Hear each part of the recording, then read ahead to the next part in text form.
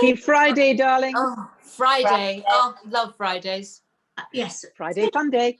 Friday fun day. Well, actually, a couple of things. First of all, which I've been meaning to say for the last 2 episodes, we have a winner of our competition. Yes. Her name is Donna Hornsby. Well done, Donna. And you have won some Castelli cheeses.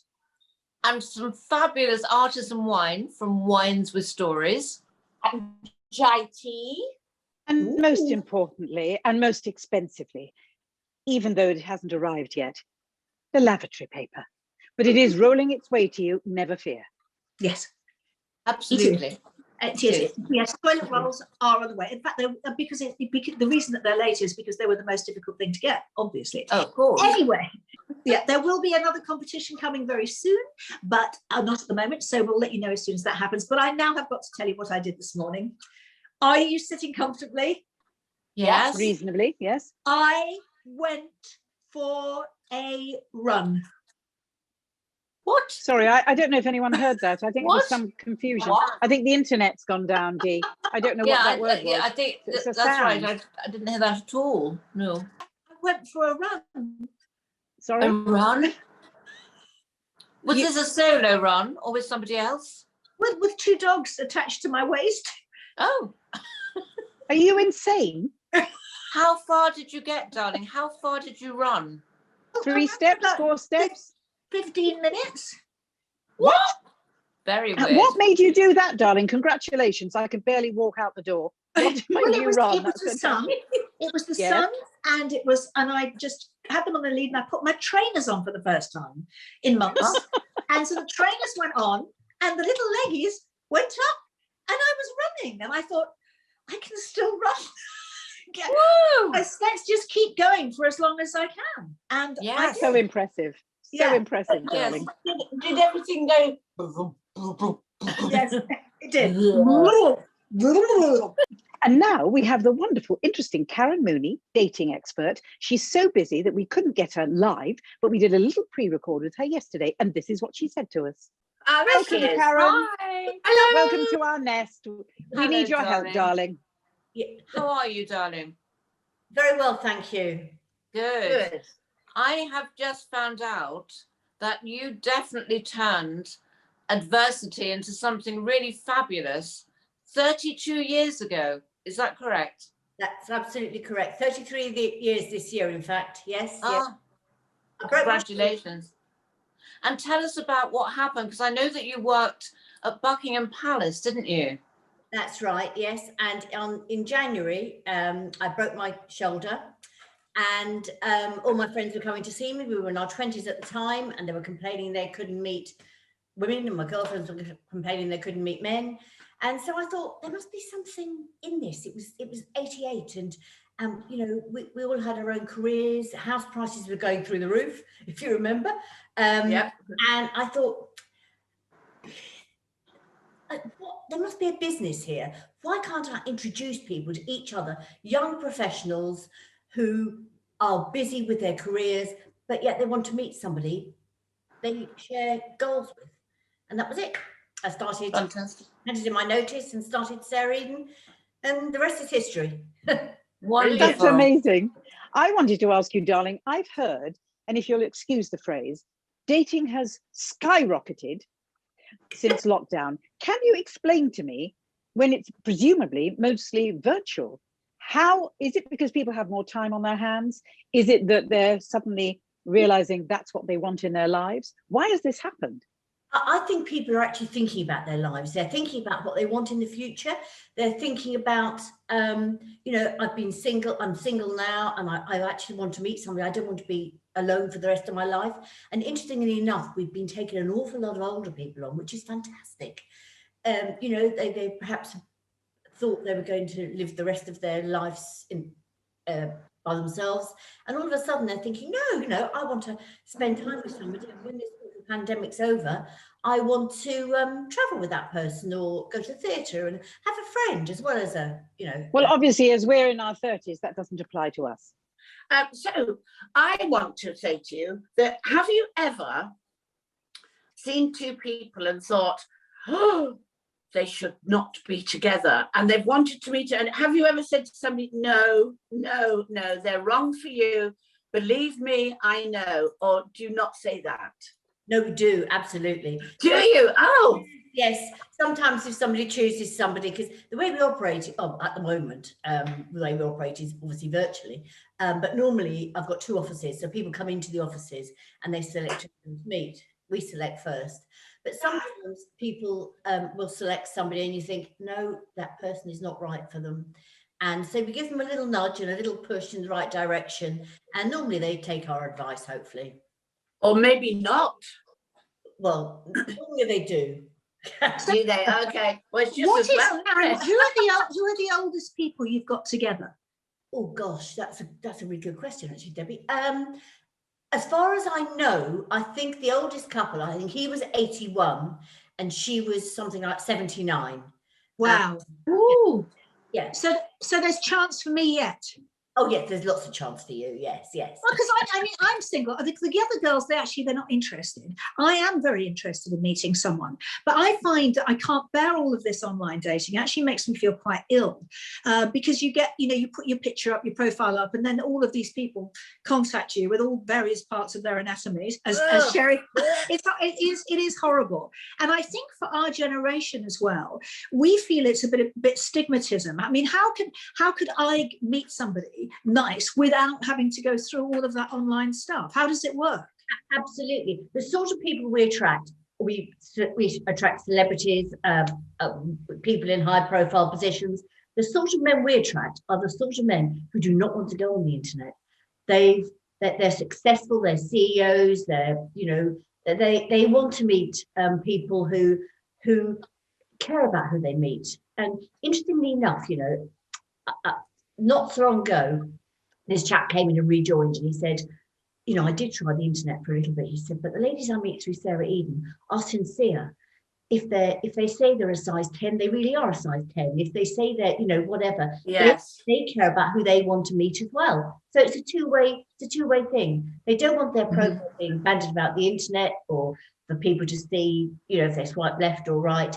They're people who care about who they meet, and they come to us because they want to meet somebody they know is sincere in their search for a partner. So if you look at Debbie, do you go, okay, let's see, I mean, I know you probably check the details, but would you go, I know somebody who would be right for you? Would you do that? Yes, absolutely. And Debbie's you're all very attractive, but I could certainly find somebody for Debbie, definitely. Well, there you are. Right. We're going to give you a WonderBirds challenge, aren't we, girls? Yes. Yes, they're dying Debbie to a get me man, off. Paul. They are dying. Honestly, they're dying to get me off their hands, out of the nest with a man. So Yes. It's your challenge, Karen, and see what you can do with me. I'll see what I can do with you. Oh, yes. Okay. Well, that's down to you now. You've got to find someone. I'd have to virtually meet you properly. I will. Yes. I will call you. We'll find out. We'll find out after the show, and we Find a will keep way. everybody informed of our details. Yes. What a challenge. For confidentiality, that's the only thing. That's all right. The last time I went on a date, what do you remember? You all came with me?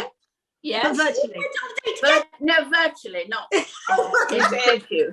You never saw his face. I wouldn't say any details about him, but they kept ringing me. What's he like? And I was going, go away. And every time I put the phone down, it was Sherry again. I can see. I said, my God, just leave me alone. Can you imagine if lockdown wasn't there? They would be there with dark glasses In the corner. behind the bar. Absolutely. So I promise you, it will be secret between you and I who I meet, but I have to keep them updated because they'll never leave me alone. Never. Yeah. So we find that man. They're unnerving about taking your best friends on a date. Yeah. That would be funny. We'll Thank do you, that. Karen, for very soon. joining us. Thank you so much. That's a pleasure. It's been lovely. Thank you very And much. we can't wait. No, and I'll I know. I'll speak to you later. Ooh, exciting. Thanks, Karen. Bye. See you soon. Bye-bye. Bye. Bye. Well, there you go. Carry on dating, is all I can say. Now we have the wonderful, wonderful actress, and I adore her. She's just fantastic in everything she does. Kacey Ainsworth. Are you there, Kacey? Hello there. look- Welcome. You look beautiful, darling. Thank you so much. What a treat. What a treat to be talking to you all. Oh, So it's And lovely. for us. Well, Kacey, I wanted to say to you, first of all, I know you left in 2006, but for me, EastEnders was you. You and Alex Fern, of course. But I just thought you were so truly wonderful in that storyline. It was part of my life. So I lived it with you. Every second I lived it, particularly when you picked up the iron. Yes. Pauline's iron. Pauline's iron. I did that I'll never forget that. I mean, it was a wonderful time, of EastEnders, but since the pandemic, this has escalated to the point of it's really quite terrifying now. And I just wanted to ask you, what kind of research did you and Alex have to do for that storyline? Well, I think, as you know, having been in a soap, you kind of join and you don't know what's going to happen. They don't tell you anything really of what your story trajectory is going to be. And it was only when I started doing it that I realised how big it was going to become. And so then, of course, you speak to the producers and say, well, I need to understand this. I need to speak to people. And so they put me in touch with Erin Pizzey at Refuge. And as the story went on, obviously, I could then talk to her, and then she introduced me to people from Refuge who'd been through that situation.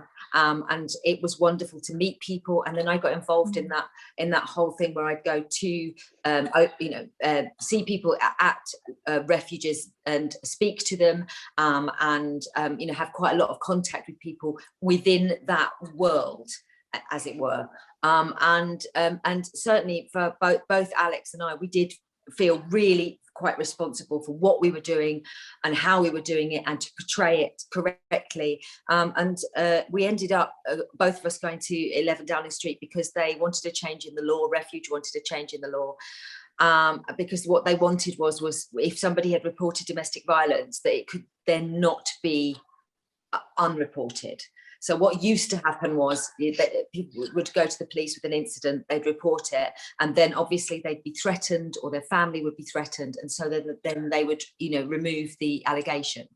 And what they wanted to do was, once that allegation was there, it was to be investigated and it couldn't be removed. And then that stopped all of that backwards and forwardsness, with the people being intimidated, and so pulling their accounts out, because they were too scared, because they were being intimidated by the perpetrator.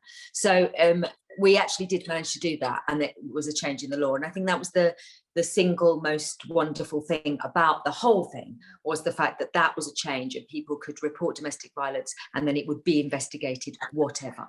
It must have been far worse for Alex in a way, because because soaps are so big and people live their lives through them, and I must have been a bit worried about that, I'm guessing. Yeah, he was. I mean, I remember one time we did something. I think it was when he put my head in the face of in the plate of food, and afterwards he said, I need 5 minutes. I need a little bit of time, because I've never shoved anyone's face in a plate of food before and made them eat off the floor. And he said, but it was impactful to him. And he said, I need 10 minutes. And you know what it's like, the pace on a show, on a soap. We were literally in a golf buggy and off to the other side doing a scene where we were, asking for a bacon sandwich in the cafe, and he was kind of reeling from it, and said, I need half an hour. I need to, because it was so horrific. But you know what it's like with soaps. You just get in the buggy, get over the other side. Yeah. But it was amazing. Well, now you've said all that, you could see it. It was amazingly done. You both were absolutely incredible, and it's just so, I've never ever forgotten it. I don't think I've watched EastEnders since. Well, I just think it was brilliantly done by everybody. It's one of those things, it's a perfect storm, isn't it? You've got brilliant writers and executive producers and people, and everybody is throwing throwing everything at it because they realize how important it is. One of the byproducts from it for me was the fact that I had a lot of kids who used to get in contact because they kind of associated themselves with Little Mo, and if they were being bullied at school, and because they took the bullying aspect rather than the actual violence, they took the psychological stuff and the bullying that they felt was happening to her, and also a little bit from sometimes of her family who not understanding, and they really cottoned onto that. And I got lots and lots and lots and lots of mail from kids saying that they appreciated. I think they appreciated that she didn't change, that Mo stayed the same. It wasn't anything to do with her. It was it was their behavior towards her, not that she needed to be somebody else.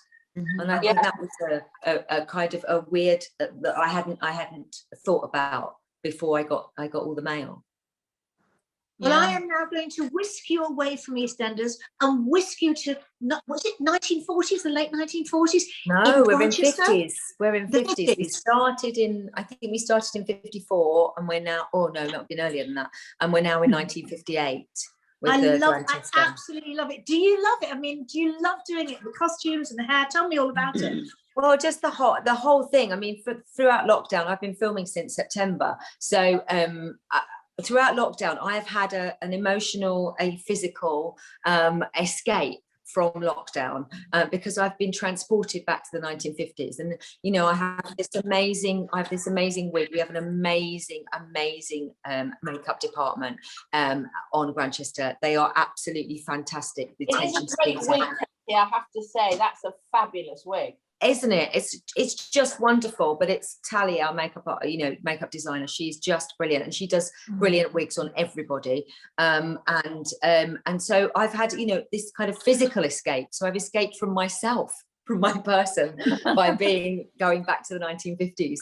And it's been really, really wonderful. And I absolutely love it. It's like when people talk about little families on shows, and you kind of think, is that just showbiz guff and nonsense, but actually with ours it is quite intense, because there's only kind of 6-7 of us who are regulars, and the Grantchester, the village we film in, and we get to see all of the people who live there because they're all extras in it.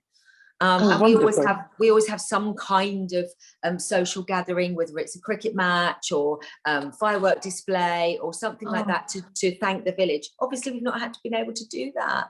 Whereabouts is it? It's in Cambridgeshire. Oh, is it? It's so funny because anything with Rob in it, I always think it's got to be in the northeast, because I'm from the northeast as well. Yes. I'm from Sunderland, so he's part of Maypeth. Yes. Well, he's defected down here for this period of time, but he's always going back. He's always going back to Northumberland. And we just have a lovely time. It's very easy. He's really, as you know, he's very easy to work with. Just a great fun guy to have on set, and a brilliant number one. I mean, having him at the helm, he welcomes everybody, and we do.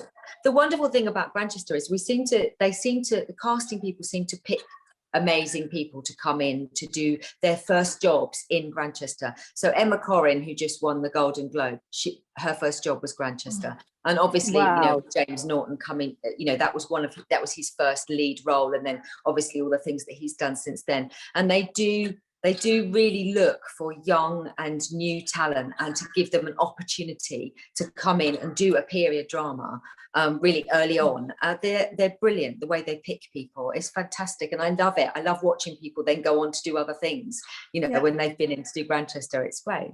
I love the episode where your boss was making all those horrible passes at you, and I mean, it's just lovely. I mean, I just love all of those. It's like All Creatures Great and Small. All of those things, they just transport you, don't they, to a totally. Whereas EastEnders is gritty and it's here.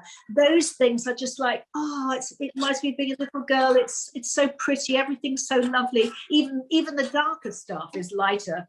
Yeah, well, they do. I mean, it's a bit like Call the Midwife in the fact that you cover some really dark stuff, but within that there's such a level of humanity for us, certainly with Grand that is involved, which was kind of quite a centre of the community then. And it's lovely that you know, people can see those kinds of stories, and they can watch something. It works on twofold. So you've got a detective drama where you're solving a crime, so you feel satisfied that you've got a beginning, middle and end, and then you have all these lovely characters whose stories are interwoven amongst that, and so it's quite a satisfying series, because you can dip in and just watch the story, or you can watch the whole journey for all of the characters, and we all do have a really good flow all the way through the series. So it's great, and this series is fab. It's really lovely. Kacey, as a mum, how difficult is this? Because I know you have an autistic son. How difficult is it for you to juggle your career and your life and your farm? I mean, yeah. Well, I think it's like everybody. We're all the same. We all know how difficult it is, and it's difficult for you mentally. It's not just the logistics of it. It's, you know, the words surrounding working motherhood are always to do with it being juggling, you know, or it being precarious. And I've always tried to say we should remove those words from talking about being working mothers, because it isn't necessarily precarious. It's what we should all be doing. And children being independent and having resilience is one of the things that is very necessary for them to go on and deal with any issues that they have in their lives. And that's very much the process that I've followed with my son's diagnosis for autism. You know, you can wrap people in cotton wool, and there is a spectrum for autism. I know, obviously, if you have somebody who's severely autistic, there's a lot more that needs to be done. But you can wrap your child in cotton wool and go, oh, they have this, and so therefore I can't let them do this, this or this. But at the end of the day, they have to go out into the world, and they have to face people, and they have to understand what triggers they're going to get and what is not going to work for them, and find a different way to do something. And I think that's what I've done with my son. I've kind of put him out there. He's in mainstream school. I've talked to the school, have been amazing. We've talked about reasonable adjustments that they can make for him. And it's just the same as if you have a child who has, it's not just the same. It is more complicated, but in terms of headspace for teachers, if you have a child who has dyslexia, if you have a child who has additional needs, if you have a child who's dyspraxic, you know, it's making small and reasonable adjustments for that child, and you can do that really easily. So when he was very, very small, he didn't like changes made in a room, because that was very frightening to him. It was like he was going into a room that he didn't know. Very, very scary. So it's actually not he's not kicking off because he doesn't like it. It's because it's actually frightening for him.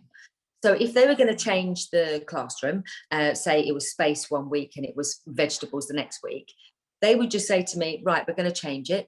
We'd sit down and tell him how we were going to change it, and then I'd take him in half an hour before everybody else arrived at school and say, these are the changes that have been made.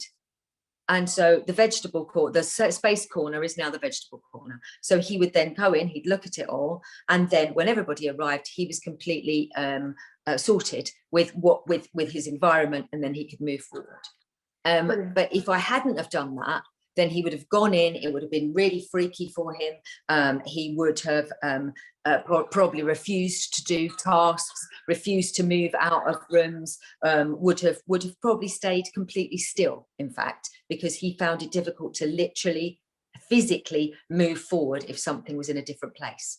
He would just stand there. Yeah. And so that got rid of all of that. Got rid of all of that. Amazing. Do you know, Kacey, understanding your own child within the autism spectrum, if you like, that's really brilliant. Really fantastic.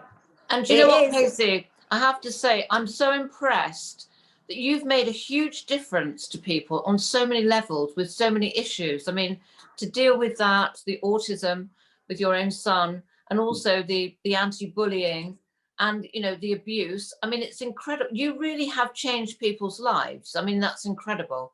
And I have to agree with Sherry that I watched EastEnders when you were in it. And since then, maybe, you know, it was you and also the storylines. And I haven't really watched it since. But and now meeting you as you are now, I've got to say, on a lighter level, darling, your hair is fantastic. You are a brilliant blonde. Has that made a difference to you? How you feel? Do you know what? It really did. I was so surprised that it would. I mean, I'm so dark. My hair is so dark. Yeah. That and I've always, you know, obviously as Slater sisters, we were all very dark haired.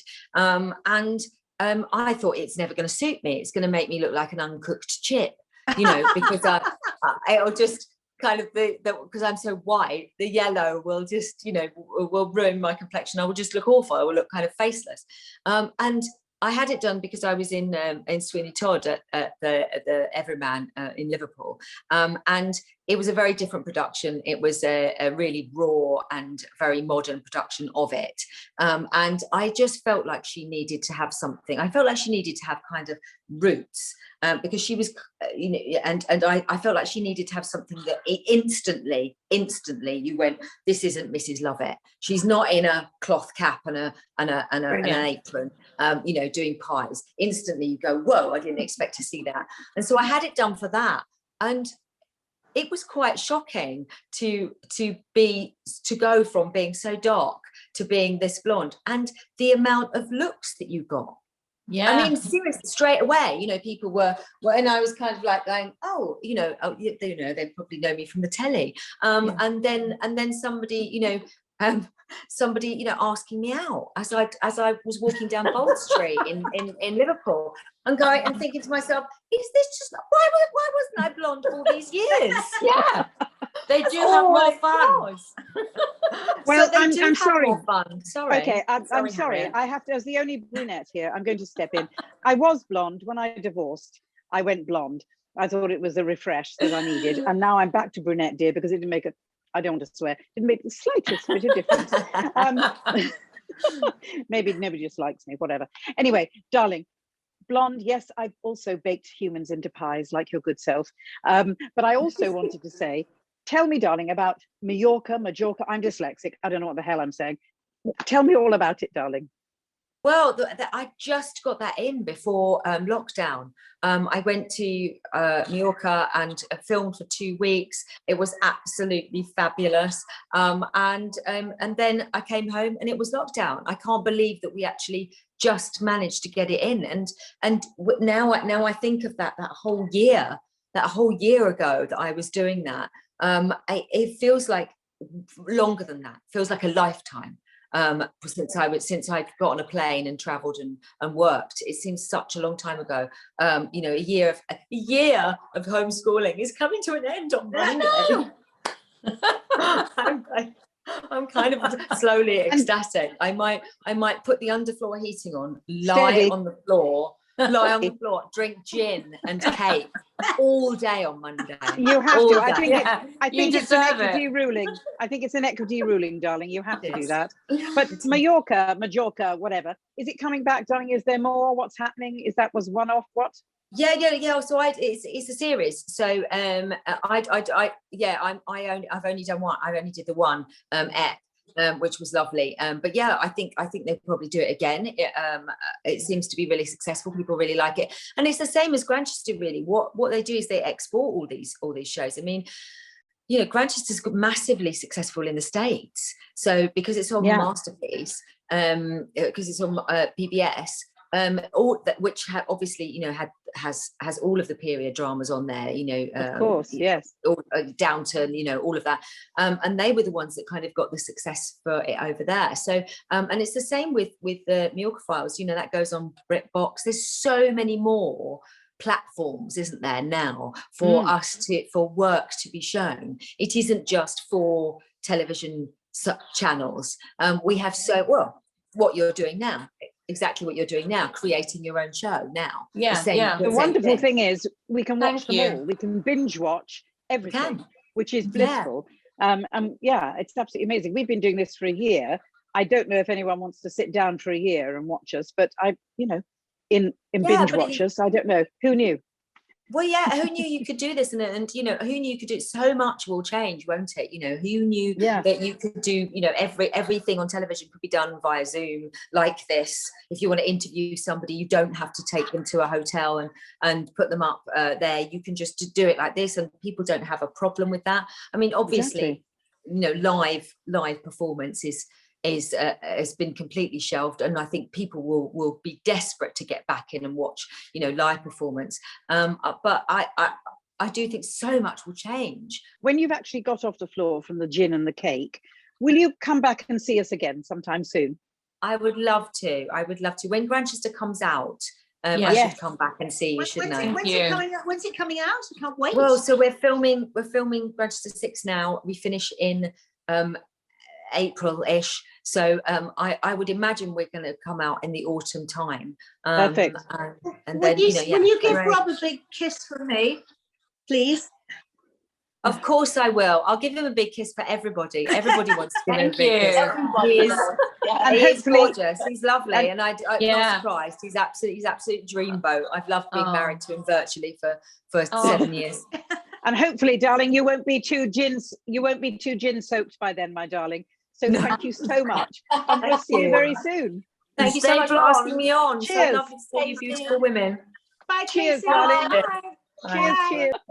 I want to lie down on the floor with some gin and some cake. I think that sounds Yes. brilliant. Even though we're not homeschooling, I think to honour all the people that have been, we should do it for them. So who's coming in, apart from tomorrow? It's International Women's Day on Monday. Yes. So I mean, really, the show should have just been about us because we are such fantastic, amazing Of women. course. But we Amazing. had to have other people. So we have Linda Cruz, who is a pioneer. She's worked with Richard Branson, the Dalai Lama. She is a real pioneering woman. So she's coming in to see us on Monday. And Sarah Klaas, who has actually worked with David Attenborough, has done amazing things for women across the board, and is a fantastic musician with a lot of awards, and she will tell us all on Monday. so very inspirational women on Monday, but not as inspirational as me WonderBird. But I was going to say, it's not as inspirational as our wonderful honorary WonderBird, Dickie, tomorrow. Richard Arnold. Yes. Absolutely. See you tomorrow, girls. See you tomorrow. Bye. Bye.